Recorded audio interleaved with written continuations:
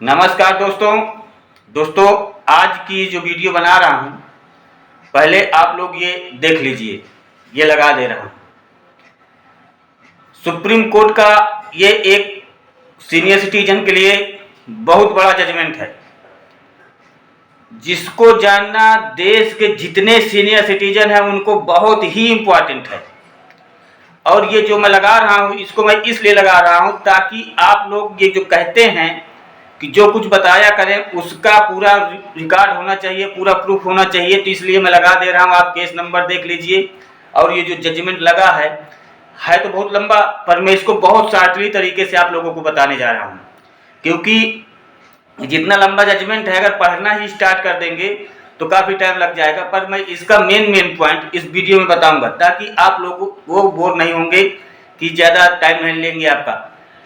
इसलिए आप लोगों को अगर पूरा डिटेल मैं जो वीडियो में बताऊंगा, अगर आप लोगों के साथ कभी ऐसा हादसा हो रहा है या कुछ ऐसे हो रहे हैं, और जहां तक है कि देश के जितने सीनियर सिटीजन हैं उनके साथ ये कार्य होगा ही। अगर किसी के साथ आज हो रहा है तो किसी के साथ कल होगा, पर होगा जरूर। इसलिए कहता हूं कि इस जजमेंट को आप लोगों को नॉलेज रखना बहुत जरूरी है।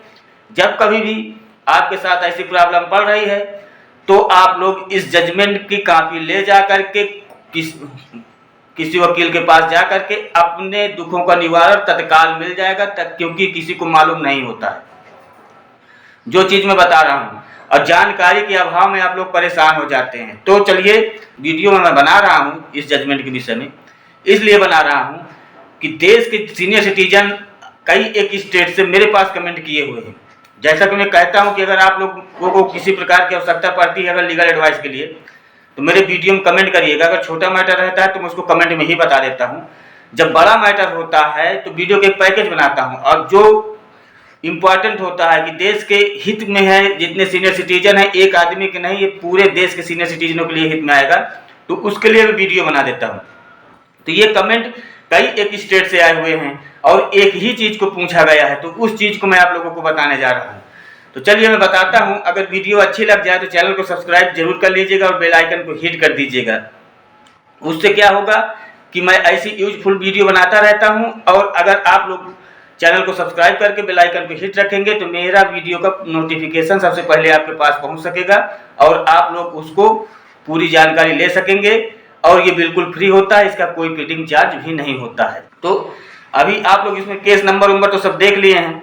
अब इसका मैं मेन पॉइंट निचोड़ बताने जा रहा हूं। आप लोगों को सही से सुनिएगा, बहुत ही अच्छे तरीके से इसको मैं संजोया हूं, और आप लोगों को कोई किसी प्रकार की दिक्कत न हो समझने में, इसलिए बहुत सरल तरीके से आपको बताने जा रहा हूं।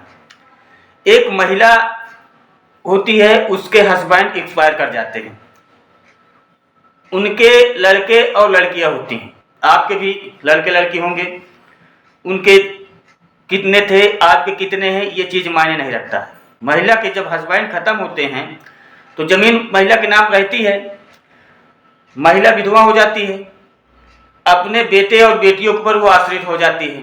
तो जब तक संपत्ति महिला के नाम रहती है, बेटे और बेटी बहुत बेहतरीन तरीके से उसकी सेवा करते हैं।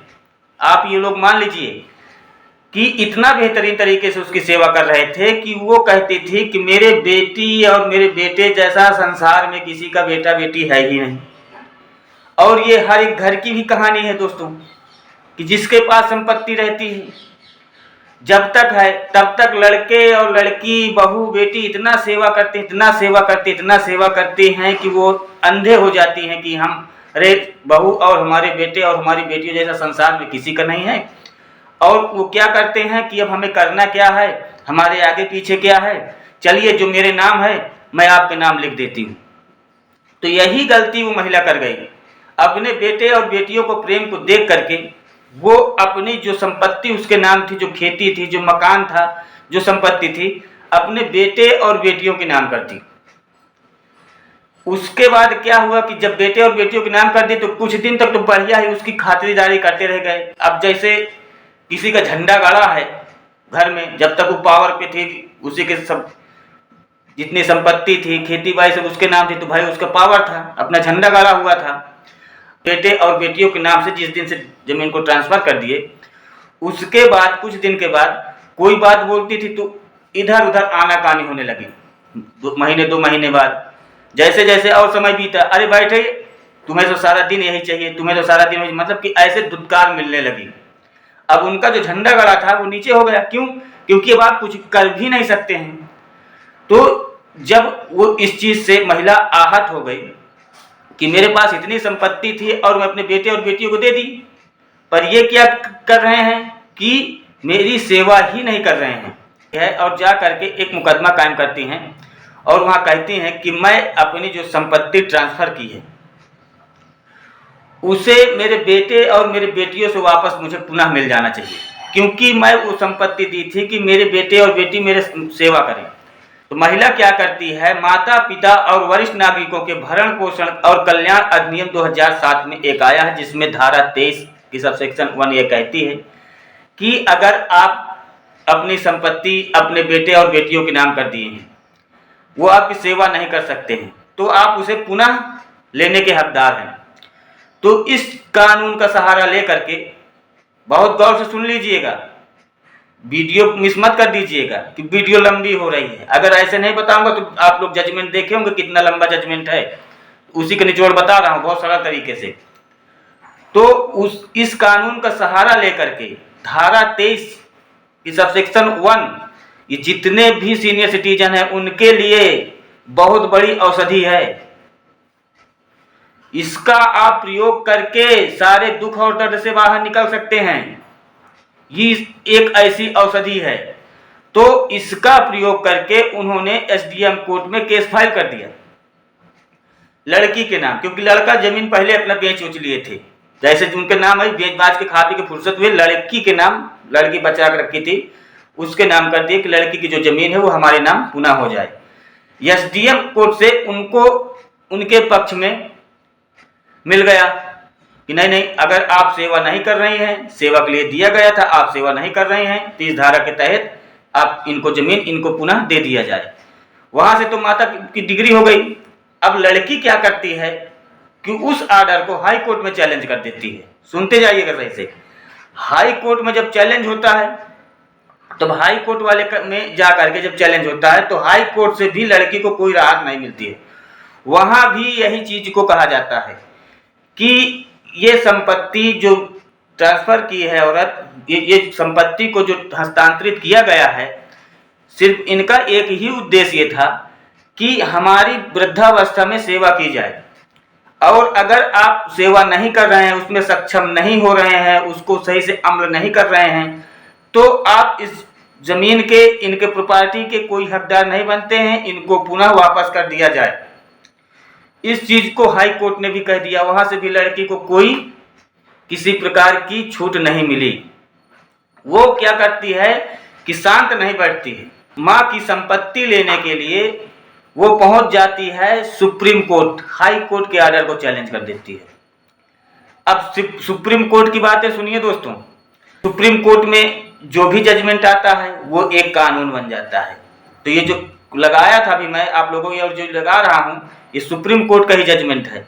इसको आप लोग रख लीजिएगा, सुप्रीम कोर्ट ने क्या आदेश किया है, और सही से सुनिए। अब कभी आप भी ऐसी गलती मत कर देना, नहीं तो ये समझ लीजिए अगर ऐसी गलती करेंगे तो आपकी भी संपत्ति चली जाएगी। कुछ लोग कहते होंगे वीडियो बड़ी हो गई, वीडियो बड़ी हो गई, वीडियो न बड़ी करो तो क्या कोई राम रस थोड़े घोट के पिला देंगे। चलो भैया ज्ञान मिल गया है।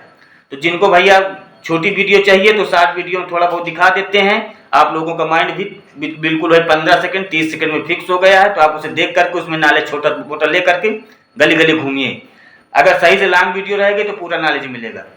सुप्रीम कोर्ट ने क्या जजमेंट दिया है कि जब तक कोई व्यक्ति जब अपनी प्रॉपर्टी को किसी दूसरे के नाम हस्तांतरित करता है, डीड या उपहार गिफ्ट में देता है, और उसका एक ही उद्देश्य होता है कि वृद्धावस्था में मेरी सेवा की जाए, चाहे वो अपने लड़के के लिए हो या लड़की के लिए हो, किसी के लिए हो, अगर ये उद्देश्य वो दे रहे हैं तो वो चीज, इसमें उद्देश्य क्या है, इस उद्देश्य से दिया गया है कि नहीं दिया गया है, वो जो लिखा पढ़ी हुई है। जब आप लोग हस्तांतरित करने जाते हैं, ट्रांसफर करते हैं, तब वहां पे जब लिखा पढ़ी हुई है तो इसमें तो कहीं कुछ लिखा ही नहीं है कि जो हम दे रहे हैं सेवा भाव के लिए दे रहे हैं कि किस लिए दे रहे हैं। भाई आज कल पैसा ले लिए हों आप, अब आज आपकी मंशा दूसरी बन रही है। इसके पहले या तो कोई किसी प्रकार का आपको इधर उधर का लेन देन रहा हो, आप उस उद्देश्य से हो, इसमें तो कहीं कुछ मेंशन ही नहीं है। तो अगर कोई व्यक्ति हस्तांतरित करता है तो उसको उसमें मेंशन करवाना बहुत जरूरी है कि जो हम ये जमीन को ट्रांसफर कर रहे हैं, मकान ट्रांसफर कर रहे हैं, अपनी संपत्ति ट्रांसफर कर रहे हैं इसके नाम, इसका उद्देश्य ये है कि वृद्धावस्था में हमारी ये सेवा करेगा, दवा करेगा, कि हर एक प्रकार का हमारा कार्य जितना होगा इसको करना पड़ेगा। अगर ये उसमें सही होता है, सक्षम है उसमें कार्य करने में, हमारे सही तरीके से करता रहेगा, तो इसको संपत्ति में पूर्ण अधिकार रहेगा हमारे जीते जी और हमारे मरने के बाद भी। अगर ये हमारी सेवा नहीं करता है, हमारी दवा नहीं करवाता, कोई किसी प्रकार से भी हमारी त्रुटि करता है, तो हमारे एक एप्लीकेशन देने पे ये जो हम हस्तांतरित कर रहे हैं जमीन को, ये शून्य माना जाएगा और फिर से हमें संपत्ति हमारी वापस पुनः मिल जानी चाहिए। अगर ये चीज लिखा होगा तो आपको मिल जाएगा, वहां पे लिखा ही नहीं था। अब बेचारी माता क्या करती, पति भी नहीं है, सुप्रीम कोर्ट से भी लड़की जीत गई और माता को राहत नहीं मिली क्योंकि उसमें मेंशन नहीं था। इसीलिए मैं कह रहा हूं कि देश के जितने सीनियर सिटीजन हैं उनको एक दिन ये कार्य करना ही पड़ेगा, क्योंकि मैं 100% नहीं बता रहा हूं, पर फिर भी मान के चलिए कि आज के टाइम में मैं बहुत लोगों को देखा हूं कि जिनकी सेवा होती रहती है, जब तक संपत्ति रहती है, जैसे संपत्ति का बंटवारा हो जाता है, पिता के नाम से चली जाती है, कोई नहीं करता भाई। और अगर आप लोग मुझसे बहुत सीनियर होंगे, मेरी वीडियो जो देखते हैं बहुत सीनियर लोग देखते भी हैं, आप लोगों को मुझसे ज़्यादा एक्सपीरियंस भी है। अगर कोई करते हो तो मुझे भी बताइएगा कि हमारे बाजू में था एक ऐसे, उसकी पहले संपत्ति थी तो पहले क्या कंडीशन थी और ट्रांसफर करने के बाद क्या कंडीशन हो जाती है, इस चीज़ को जरूर कमेंट में बताइएगा दोस्तों। तो मैं आशा करता हूँ कि वीडियो आप लोगों को बहुत अच्छी लगी होगी। अगर अच्छी लगी हो तो कमेंट करिएगा, शेयर करिएगा, ताकि और लोगों तक ये बात पहुँच सके। वीडियो बनाने का सिर्फ एक ही उद्देश्य है कि अगर ये वीडियो देख करके देश के किसी एक भी सीनियर सिटीजन का भला हो रहा है तो मैं समझूंगा कि मेरे वीडियो का उद्देश्य पूरा हो रहा है।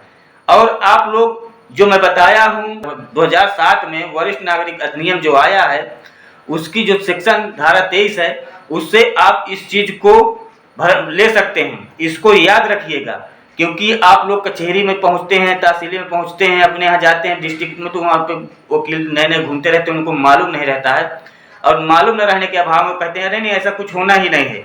तो आप इस धारा के तहत अब कई एक प्रकार के इसमें आए हैं सीनियर सिटीजन के लिए, उठा करके देख लीजिएगा। इसमें आपके पास संपत्ति नहीं तो भी आप भरण पोषण ले सकते हैं, अपने लड़के से ले सकते हैं, अपने बहू से ले सकते हैं, अपने रिलेशन वालों से ले सकते हैं, कई प्रकार के। और मैं वीडियो भी बना करके उनको डाल चुका हूँ, इसमें आप देख सकते हैं जा करके सीनियर सिटीजन के विषय में। माता पिता और वरिष्ठ नागरिकों के भरण पोषण और कल्याण अधिनियम जो 2007 में आया है, इसको 2019 में संशोधित भी किया गया है। उसमें और बहुत सी चीज जोड़ दिए गए हैं। अगर आपका बेटा परित्याग करता है तो उसको जेल भी जाना होगा। आपके पास संपत्ति नहीं, अगर आपका बेटा अच्छे पोस्ट पे है तो उसको 10,000 महीना देना पड़ेगा। सुप्रीम कोर्ट का जजमेंट है और ये बिल्कुल सच है।